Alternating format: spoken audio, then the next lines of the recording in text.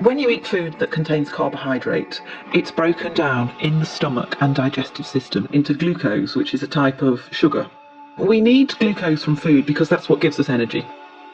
Carbohydrate-containing foods are things like starchy foods, sugary foods, milk and some dairy products, and fruit.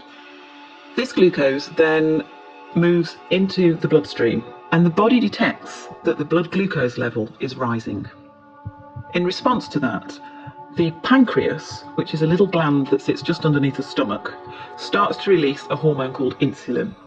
And it's insulin that helps our body get the energy from the food we eat. The bloodstream then takes the glucose and the insulin to every cell in our body that needs it. To make this easier to understand, let's look at muscle cells. At the muscle cells, it's insulin that allows the glucose to get into the cells where it can be used for energy. It's a bit like insulin is a key unlocking the door to the cells so the glucose can get in. That way, the blood glucose level starts to drop. But the blood glucose level can be topped up at any point by the liver releasing extra glucose that it has stored. The blood glucose rises again, and again the pancreas produces more insulin to move with that glucose through the bloodstream to the muscle cells, open the doors and let the glucose in. The body functions best with the blood glucose at an optimum level. It doesn't like it if the blood glucose rises too high. Normally, there's a cycle within the body which balances out the glucose and the insulin level, and this is achieved by the food you eat, the pancreas and the liver. However, in some people, the system doesn't work properly and they develop diabetes. There are two main types of diabetes, type 1 and type 2. In type 1 diabetes, the body isn't making any insulin at all. This is because of an autoimmune response, whereby the body has destroyed the insulin-producing cells in the pancreas. We don't entirely know why that happens in some people and not in others. Type 1 diabetes accounts for about 10% of all cases. It's most often found in the under 40s, and it's by far the most common type of diabetes found in childhood. In type 1 diabetes, the carbohydrate-containing food is broken down into glucose as normal. That glucose then moves into the bloodstream. Normally, the body would produce insulin to let that glucose into the cells, but in type 1 diabetes, there is no insulin being produced, so the glucose can't get into the body cells at all. So the level of glucose in the blood rises and rises. The body tries to lower the level of glucose, it tries to get rid of the glucose through the kidneys.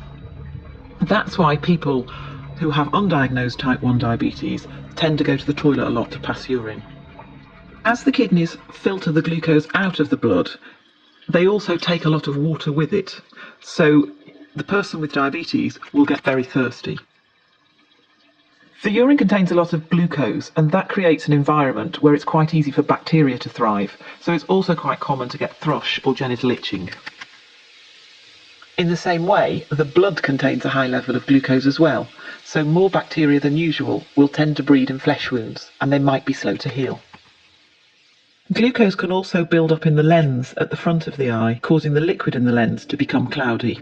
That can mean that some people with undiagnosed type 1 diabetes can have blurred vision. Because the glucose can't get into the cells to be used for energy, somebody who's got undiagnosed type 1 diabetes is going to start feeling very tired, lethargic and unable to sort of go about their normal daily routine. But the body still needs an energy source in order to work properly. So what it does is it starts to break down its fat stores, and that can lead to weight loss.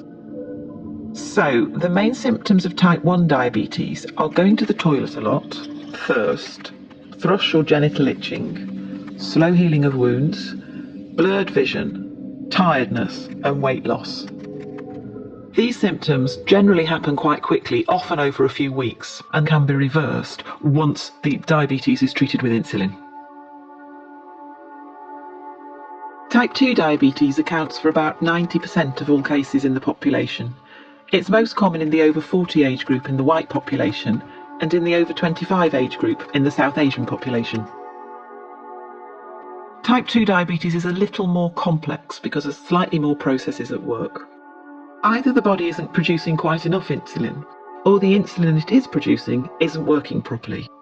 That can be due to being overweight because a build-up of fat can stop insulin doing its job properly, but it can also happen in people of a healthy weight.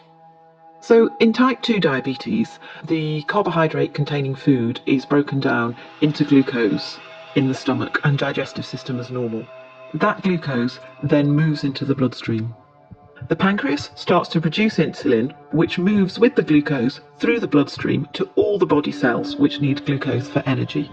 However, the glucose can't always get into the cells because the locks to the cell doors have become furred up with fat deposits.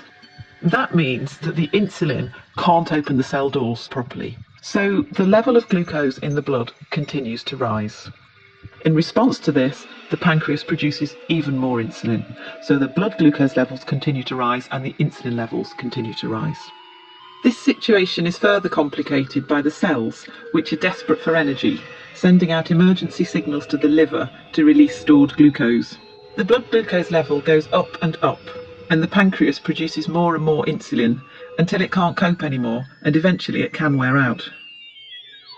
As with type 1 diabetes, the symptoms of type 2 diabetes are going to the toilet a lot, thirst, thrush or genital itching, slow healing of wounds, blurred vision, tiredness and weight loss in some people. The symptoms for type 2 diabetes come along very slowly, and some people don't have any symptoms at all. So for that reason, people can live with type 2 diabetes for up to 10 years before they realise that they have it. Type 2 diabetes can be treated in a number of different ways. Initially, it may be sufficient to make changes to the food you're eating and to take extra physical activity or lose any weight that may be appropriate. But type 2 diabetes is a progressive condition and most people will need some form of medication to treat it.